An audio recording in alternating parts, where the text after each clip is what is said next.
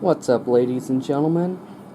Today I'm going to show you some little minor tweaks I've done.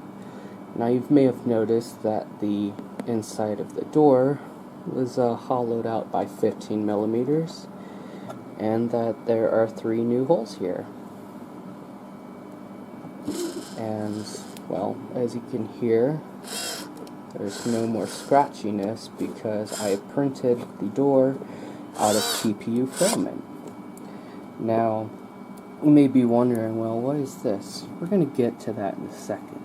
But first, I'm going to describe, a little bit of details about the infill, for example. So this is 15%, it has 15% infill.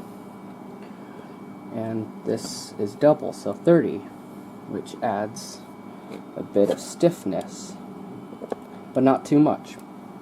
Now these right here are for dab pen carts, so find the, here it is, empty cart.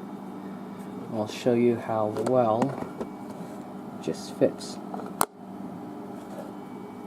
That was a snap of being secure. So when this drone is up in the air, these will be in place, not flying everywhere.